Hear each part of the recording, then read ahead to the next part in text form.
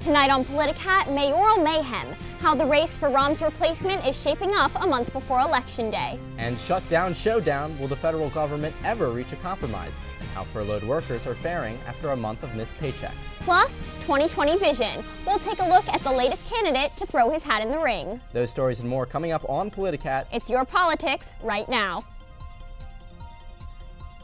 Give me a countdown.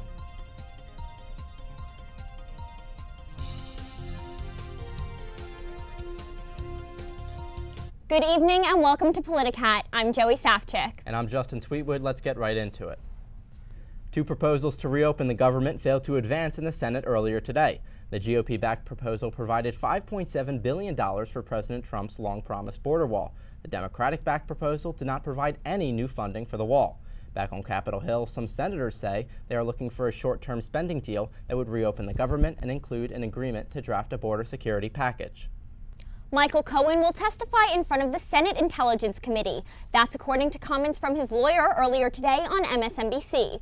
The subcommittee subpoenaed the former Trump lawyer today after he postponed an appearance before the House Oversight Committee earlier this week, citing safety concerns. He will begin his 3-year federal prison sentence in early March. In Venezuela, thousands are protesting following the re-election of President Nicolas Maduro and are instead supporting self-declared interim president Juan Guaidó. Guaidó has drawn the support of the U.S. and Canada, causing Maduro to cut off diplomatic ties with the U.S. The Americans have ignored Maduro's order to leave their embassy.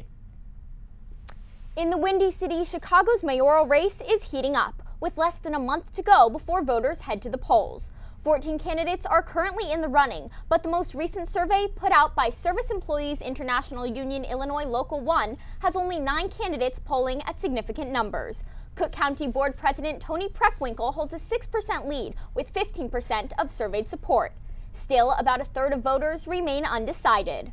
Preckwinkle's campaign has come under fire recently after the Chicago Tribune reported her administration hired Edward Burke Jr., son of embattled 14th Ward Alderman Edward Burke, while he was under investigation for allegations of sexual harassment.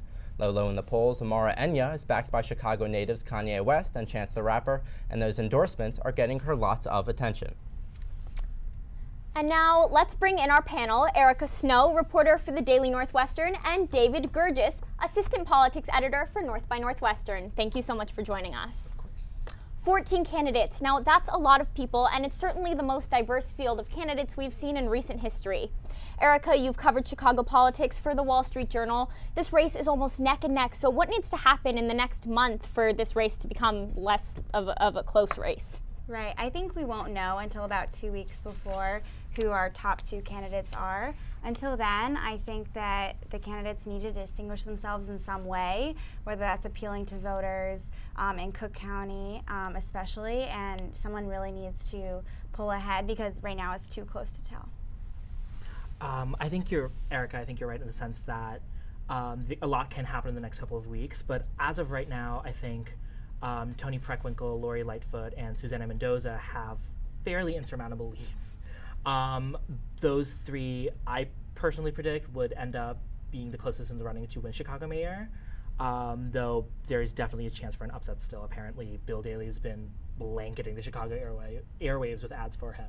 So, David, could Preckwinkle's connection to Burke Jr. cause disruption in February? Yes, absolutely. We've actually, right after the allegations came out that Alderman Burke had been charged with extortion, Preckwinkle and Mendoza actually came under fire from Lori Lightfoot's campaign for having accepted donations from the Burke family, I suppose. Preckwinkle initially refused to give up the money, and then after coming under fire, donated the money again, ended up donating the money. And then later tried to cover up the negative press by framing herself as one of the champions for the Laquan McDonald shooting, which put her under even more fire by progressive activists. Erica? Yeah, I think that a lot of Chicago politicians have tried to latch on to the Laquan McDonald and Jason Van Dyke police shooting and most have found that they come under a lot of political scrutiny there. So I think a lot of voters, now that Van Dyke has been sentenced to, I believe, just under 7 years in prison, that a lot of voters will be seeing how their politicians deal with particularly gun violence, police violence, and seeing if their candidate is someone who aligns with their values. So I think that a lot of politicians will have to refine their stances toward those issues in the coming weeks. Now, Erica, Enya is relying on turnout from young voters. Is this a winning strategy? Usually, historically, no. Young voters just don't vote. I know, at least at Northwestern, most students here aren't registered to vote in Illinois, at least among my friend group. So I think that relying on more the stable voter in Cook County, the parents of local public schools, is a more reliable way. What I will say is that Enya certainly seems to think that it'll help her. She's been framing herself recently as one of the candidates in the style of Alexandria Ocasio-Cortez, Ayanna Pressley, these insurgent women of color who've kind of defied the polls. Obviously, it remains to be seen whether or not she's going to do that, but as of right now, her poll numbers don't necessarily look good enough to clinch her any office. Just very quickly, do you think the Chicago mayoral race would give any insight into 2020, the presidential election? No. That's a really good I don't think so. I think the Chicago mayoral election, first of all, they're all running nonpartisan campaigns, even though a lot of them are running Democrat campaigns. I think in terms of platforms, a lot of them are running very similar platforms. That could tie into some of the questions surrounding the Democratic primaries, because a lot of them are expected to run very progressive campaigns with very similar taglines. But Chicago politics are unique for scandals and drama and all of these things. And so until Democrat primary candidates start suing each other over ballot signatures, I don't think these are going to be quite as dramatic as Chicago mayorals. But Erica, what will it say if Enya actually does have a lot of young support and they do turn out to the polls? What will this say about 2020, if anything? Right. I think that David brought up a great point, that there have been a lot of candidates recently who have defied conventional knowledge about young voters and about candidates we may have overlooked before. So I think that then that could tell us to look toward these, especially Democratic candidates in 2020 that we may have overlooked, look toward people who may not have as much political experience or maybe not in the mainstream, and start to take those type of people seriously. All right, Erica, thanks so much, and we'll be right back. At Northwestern, we're Wildcats in every way.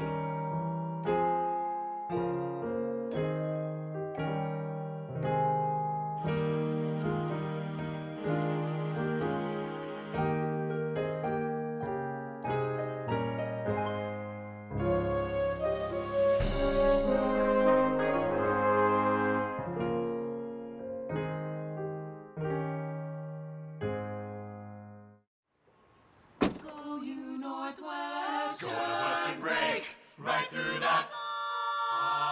With our colors flying, we will cheer you all to go. Go you Northwestern, fight for victory, sweet victory, for the fame of our fair name, and go Northwestern, win that game. Go Cats! Welcome back to Politicat. Here's this week's Money Minute. Today marks day 34 of the partial government shutdown, with no end in sight. Around 800,000 government workers have been furloughed, some being forced to work without pay. Although employees will earn their pay back once the shutdown ends, they still have to deal with their mortgages and credit card bills now. The economy is not in recession, but the longer the shutdown lasts, the greater the chance of systemic risk. The chair of the White House Council of Economic Advisors said that each week the shutdown hurts the economy by 0.13 percentage points. He even said that there might be no GDP growth this quarter. And it's not just government workers that are being affected. Farmers are unable to buy seeds and fertilizer, small business owners cannot get loans, and airlines are losing money due to fewer travelers and longer security lines. All of this as President Trump tries to rally Democrats to support his $5.7 billion border wall proposal. That's all for this week's Money Minute. Let's get back to the desk. Thanks, Justin. The government shutdown continues to dominate the national conversation tonight. The State of the Union now postponed until Congress and the president can reach some sort of compromise. Now, 2 bills were voted down this afternoon that could have ended the stalemate. David, is there an end in sight? Well, CNN actually just reported a couple of hours ago that the Trump administration is drafting a proposal to declare a state of emergency and demand essentially $7 billion for the wall. So if this proposal is executed, certainly the shutdown drama will have more a new twist to it because of the fact that the national emergency proposal will face Democratic challenges in court. It will lead to a lot more discussions, I think, at the very, very least. I mean, something of this nature is fairly unprecedented in American history, and so we'll have to see what happens. I'm personally not looking forward to it. Mm-hmm. And last year, I personally covered the State of the Union from the House chamber. Fast forward, coming to now, I would have never expected the State of the Union to be pushed back. I don't think that anything is going to be happening in the next few weeks. Probably sometime in February, I would guess that it would close, but I think Trump has faced a lot of backlash over this. But President Trump is not one to back down from a fight, so he's laid down this very hard line negotiating with Democrats, and he's not willing to compromise. So that is what I think is partly led to where we are today. And how has this shutdown affected the president's popularity? Is there really any incentive for Democrats to compromise on the budget bill? Well, I think now that we're in a territory of ideological difference. So to Trump, the wall has been part of his campaign promise for years, and for Democrats, if any of them would acquiesce now, that would hurt them in 2020. So they're both at the middle of the road here, and they won't back down. So I think it'll be interesting to see what happens because I don't see an end in sight. Democrats are also putting down a hard line. They will not give any funding for the wall, and I think that their line of argument has essentially been, if we acquiesce now, then this gives Trump the opportunity to shut down the government whenever he wants for whatever he wants. And I think they're right. I think they're certainly at an impasse, and I think that is affecting Trump's popularity. His approval ratings as of yesterday have been down from 40 to about 34%, which means he's losing his base. And so Trump's declaring of a national emergency is, I think, a way for him to kind of last-ditch effort, gain some of his base back. But the majority of Americans don't want a wall. And the majority of Americans think that shutting down the government over the wall was an awful thing to do for the country and for the 800,000 workers, my God, affected by the shutdown. So speaking of those 800,000 workers affected by the shutdown, this morning on CNBC, White House Commerce Secretary Wilbur Ross said he doesn't understand why furloughed government workers are turning to food banks, and that he suggested they should take out a loan to support themselves until the government reopens. So like you said, 800,000 people are out of work right now and have been for more than a month, and it feels to some like critics of the president that Congress and the president just really don't care. So how do these federal workers factor into all of this? Well, it's funny because I actually want to comment a little bit on Wilbur Ross's statements. His own credit union is actually charging people 9% interest for taking out loans if they're federal workers. So it's a little galling to see these people who have no idea of what the working class American goes through talk about the shutdown like they're making this noble sacrifice for the good of border security when all they want to do is go back to work and get paid for it. Yeah, I definitely think these hundreds of thousands of people put a certain type of political pressure on both the president and the Republican Party. But as with Trump as its leader, he's clearly signaled that he's not backing down. So while there is this pressure from all these people, we see them going to food banks, going and getting additional help, working for a month without pay. This political pressure clearly hasn't worked yet. And who do you think is going to come out on top of this shutdown? Who's going to prevail? Great question. I mean, I don't know.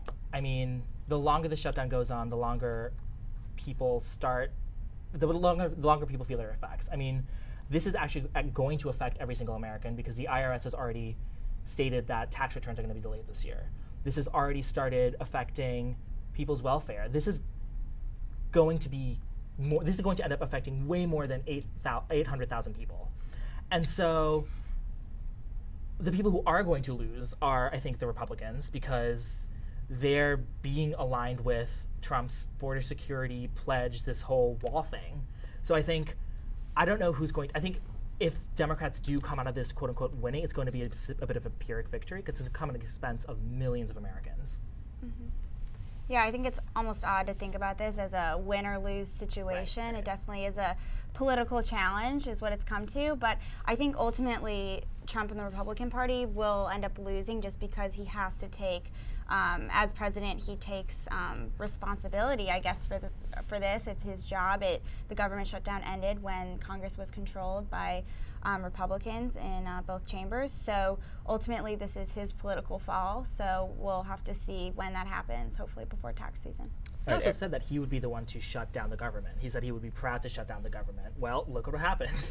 I mean, like, there's nothing else to say on that. Like, look what happened when you shut down the government. Okay, David, here's what I want to know. Yeah. So the State of the Union might not be given at Congress for the first time, potentially ever.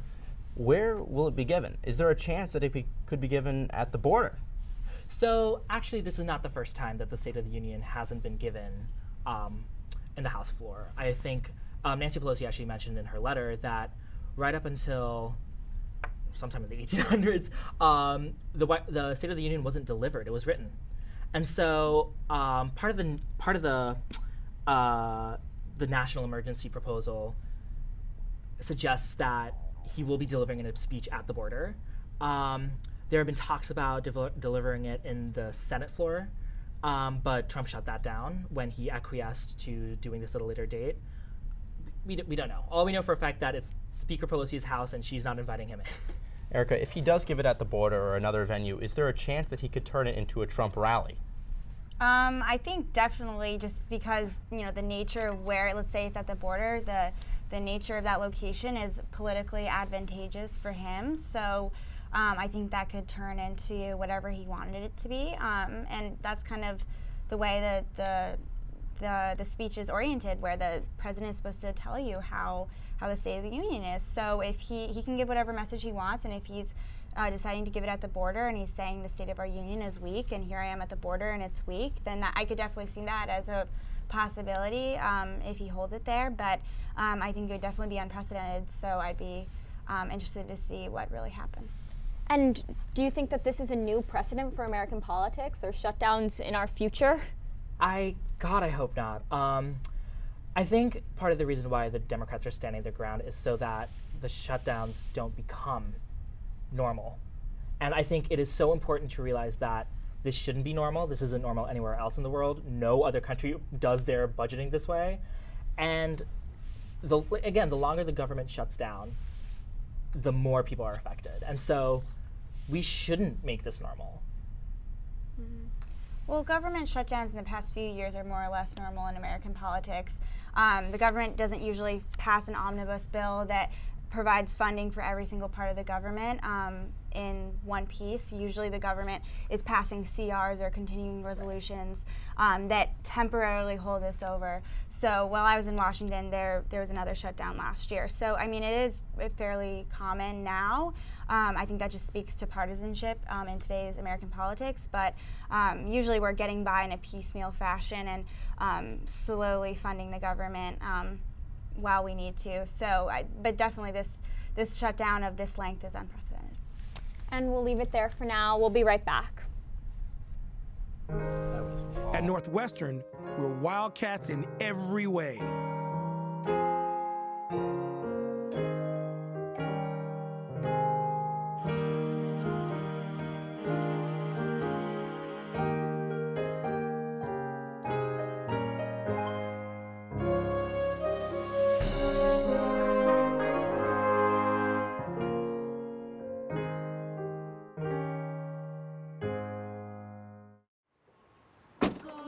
Northwestern, break right through that. With our colors flying, we will cheer you all the go. Go you Northwestern, fight for they draw sweet victories. Spread for the fame of our fair name, and go Northwestern, win that game. Go Cats! We know the news can be a little overwhelming, so we're going to catch you up on a few stories you might have missed. It's a new lightning fast segment called News You Didn't Know. First, a highly anticipated vote in Greece was expected to take place earlier today, but has been postponed until tomorrow. Greek parliament is looking to settle a 27-year-old's controversy over the name of its neighbor, the former Yugoslav Republic of Macedonia. Macedonia wants to become the former Yugoslav Republic of Macedonia, known just as North Macedonia. Heated debates in Athens incited protests and caused the delay. Latin America's first transgender school recently opened in Chile. 28 transgender students are currently enrolled.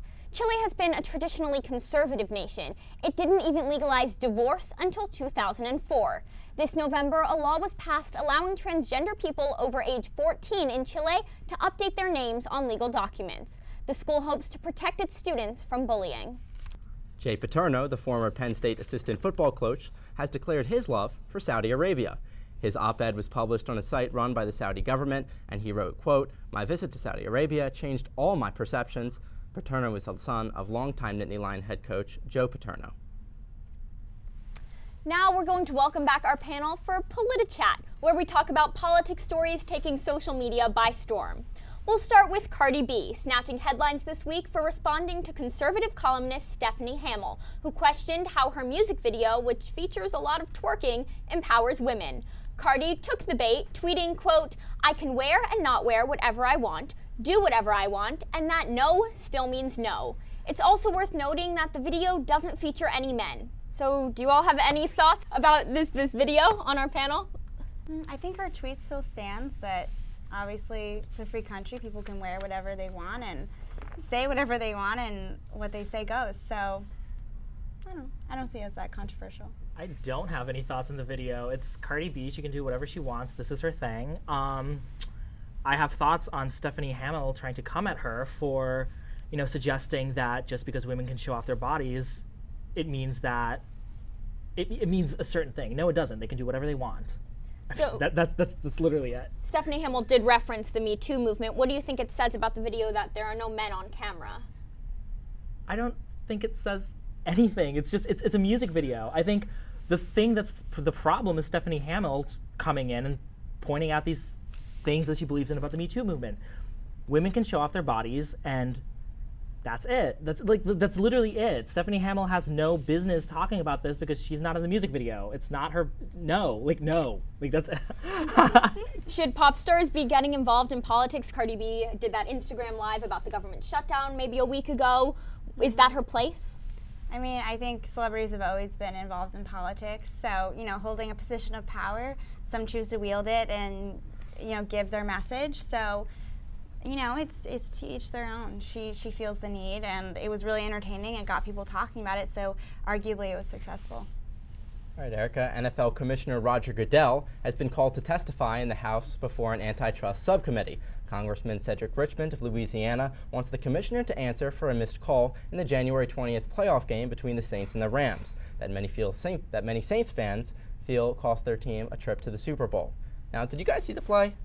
Okay, I'm from LA, and that play was wild. It was mean. It should have been called, and yeah, it could have cost the game. I read a really good article in the Wall Street Journal about this, and the columnist was arguing that a lot of refs are hesitant to call plays that may affect the outcome of the game. And maybe that's true or not, but I think it definitely should have been called, and I think it's, even being from LA, I think it's right for a lot of Saints fans to be upset about that. Is this just a publicity stunt from the congressman? I have no idea what any of you guys are talking about. Sorry. I just learned about it yesterday. Okay, well, I don't actually think this man is asking for Roger Goodell to testify before Congress. It's just an easy way for him to tie it back into Politicat. It could be a political stunt. Justin can explain more about that. Yeah, I mean, I don't honestly think that he can do anything about it. I mean, the commissioner does have the sole authority to actually replay the game, so they could go back from a certain time and finish the game. But I don't think anyone thinks that's realistic. So I think this is mainly just a political stunt. I'm learning so many new A things whole new today. vocabulary. I know. All right, let's leave it right there, and we'll be right back. At Northwestern, we're Wildcats in every way.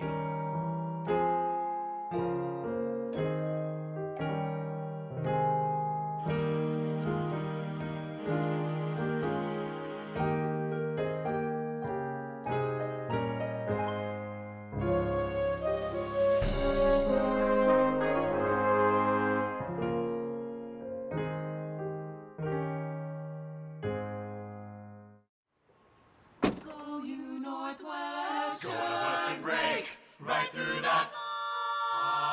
With our colors flying, we will cheer you all the go. Go you Northwestern, fight for victory, sweet victory, spread for the fame of our fair name, and go Northwestern, win that game.